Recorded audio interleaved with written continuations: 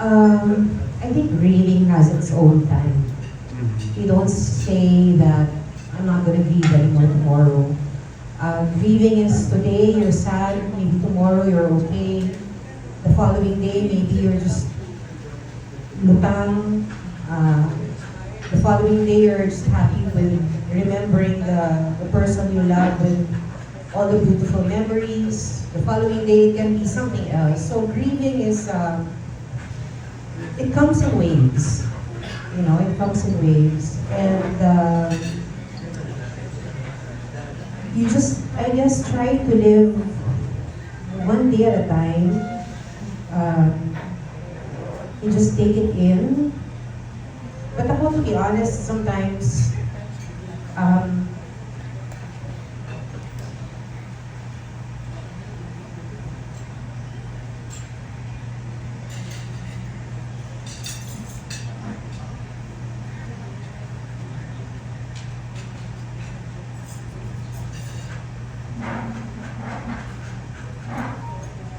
Not kung ano lang yung kaya mo pwedeng sabihin sa akin. yeah, no, when I think about mom,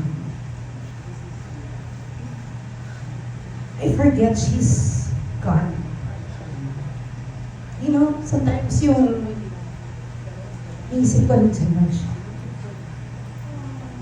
And then, you snap back and then you remember she's no longer there.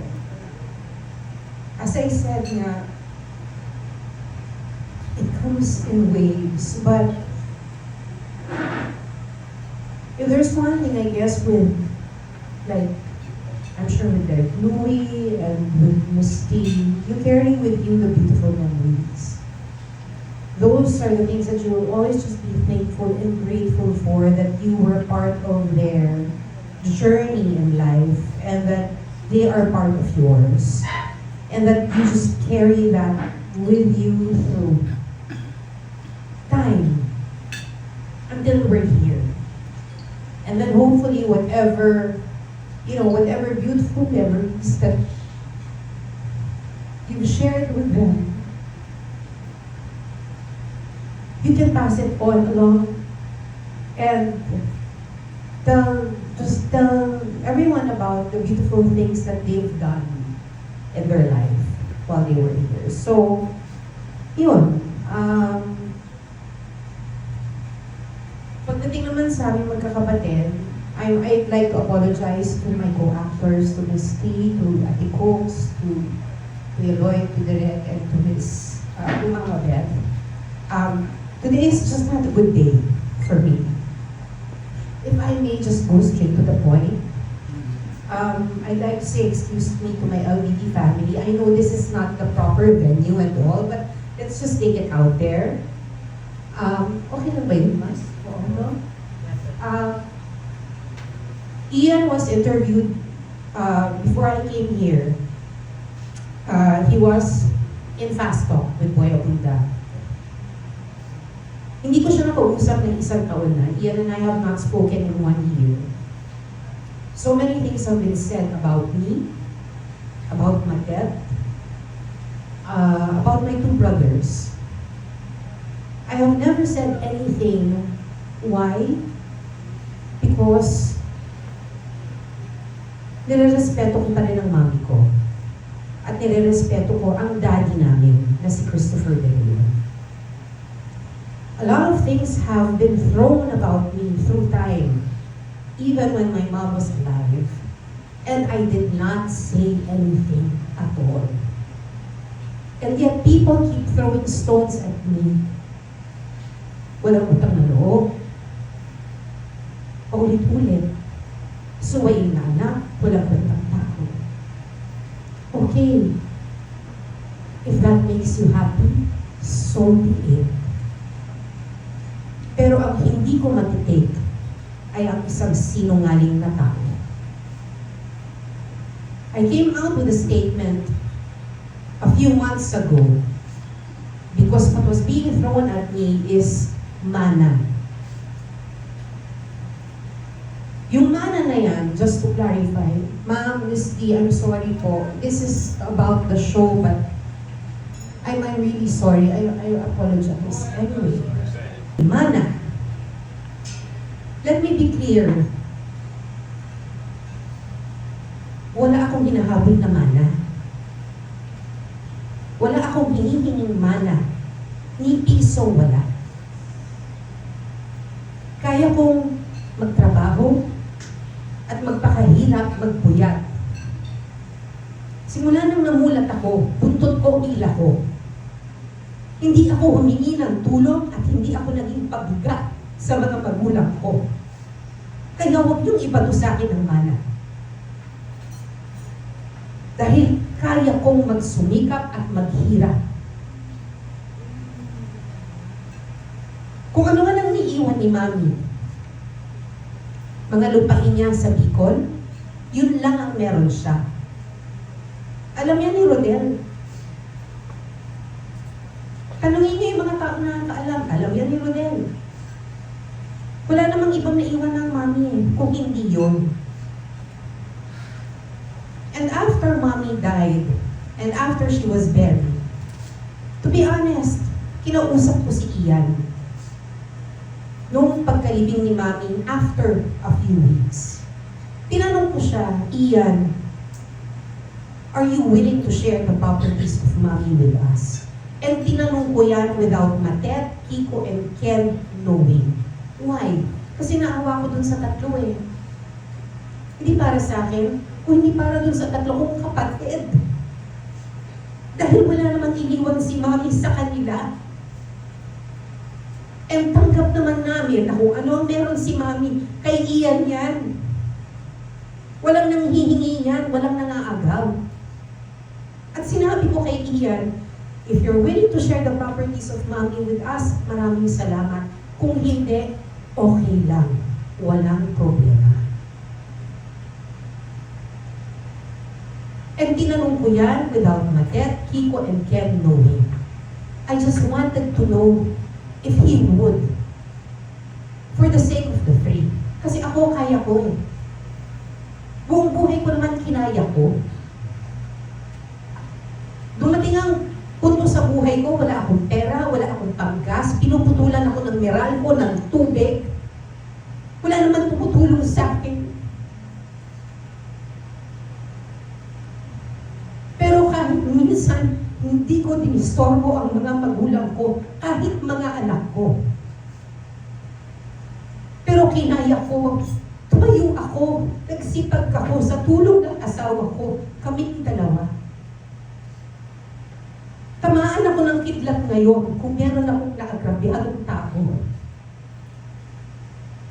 Kaya huwag nang iba pa to sa amin yung mana. Kay Ian na yan. Pagdating naman doon sa foundation, tinanong ko siya. Sabi ko, are you willing to do the foundation with us? Sabi ko, magtayo tayo para kay Mommy to continue her legacy. Anong sinabi niya? I'm not ready. Wala akong ilalabas na pera. At lahat ng usapan namin ni Ian, nasa text yan. May kopya ako. Sabi niya, hindi ko pa kaya ngayon. Sabi ko, okay. Irerespeto ko yan. Hanggang sa nagkaroon kami ulit ng conversation because Matet and Kiko and Ken said, ate, naiintindihan namin yung gusto mong gawin. Magtayo na tayo. Sabi ko, hindi ko pwedeng itayo to nang hindi tayo kompleto. Kinausap ko ulit si Ian. Sabi niya, hindi, go ahead, do it. Gawin niyo, susuportahan ko yan. Ang sabi niya sa akin, pag ready na ba ako, pwede akong sumali? Sabi ko, oo, Ian. Kasi atin to, for the legacy of Mommy. Ano bang legacy? Ano bang legacy? Ang legacy ni Mommy, isang pagtulong sa kapwa, hindi ba? Yun lang naman ang gusto kong ituloy. Hindi para pagkakitaan ng kahit ano. In fact, ako pa nga ang maglalabas. Ako maghihirap para maghanap ng pera, para magtayo ng foundation. When I finally was able to put up the foundation, anong ginawa niya? Nagpunta sa Facebook. Ang sinabi niya, hindi ko alam yung foundation na itinayo. Hindi ko pinapayagan ng kahit sino na magtayo ng foundation. Hindi ako nagpapayag ng kahit na sino magbigay ng pera dyan sa foundation na yan. Doon ako nasaktan. Bakit? Kasi alam niya. Alam niya lahat. Alam niya lahat. So hindi ko maintindihan kung bakit puro kasinungalingan na lumalabas sa bibig mo, iyan. Bakit? Sinabi niya kanina sa fast talk, sinabi daw niya sa akin, kay Matet, kay Kiko, kay Ken, na magtatayo siya ng one-person corporation ng enterprise. He never told us. He never told us, he never shared with us anything at all. Wala siyang shinare, wala siyang sinabi, wala siyang kwento. Pinahayaan na nga namin, ako tahimik na ako eh.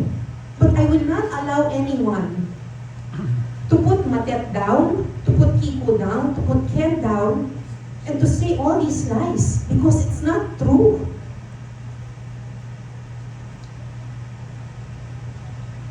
Ikakayaman ko ba ang pagsisinungaling? Ikakayaman ko ba ang pangiisa ng kapwa? Ang gaba ng Panginoon. Diyos ko, matakot tayo sa totoo lang. Pero hindi na ako papayag. Enough. Enough with the lies. Enough with all of that. Tahimik ako, tahimik na si Matet, tahimik si Kiko, tahimik si Ken. Wala na kaming sinasabi. And then you go out on a TV show and then you tell everyone na sinabi mo sa amin, which is not true. Pinadaan ko na nga sa abogado ko eh. Para nga hindi na ako magsalita noon pa man.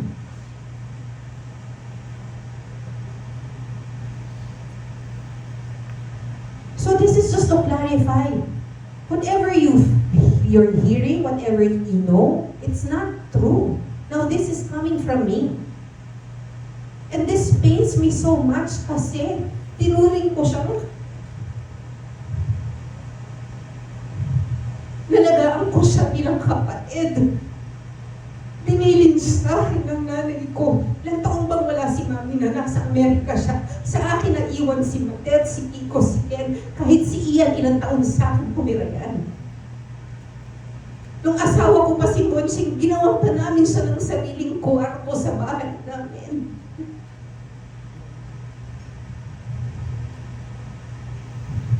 Why?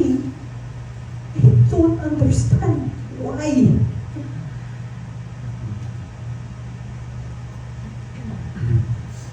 Again, sa kanya na lahat. Wala akong hinihingi. Wala kaming hinihingi. Wala akong inaagaw. Walang inaagaw si Matet. He can have it all. Kasi para sa akin, sapat na natatawag kong Mami si Nora Honor. Sapat na napalaki ako ng isang superstar. Sapat na nabigyan ako ng pangalan ni Mami. He can have it all. Galit ako. Galit na galit ako.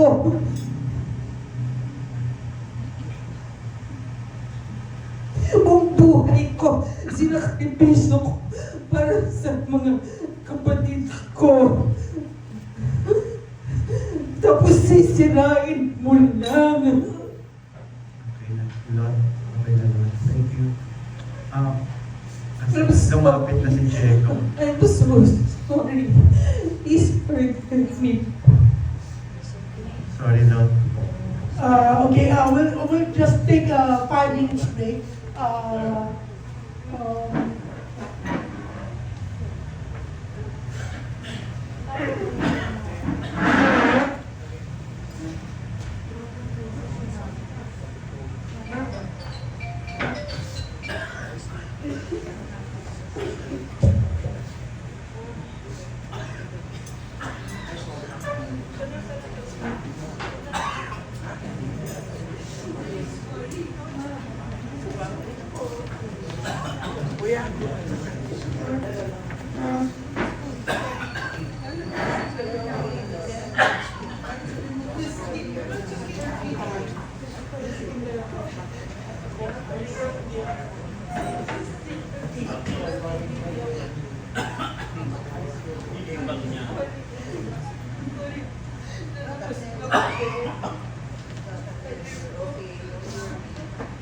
We'll excuse Miss Lot na po.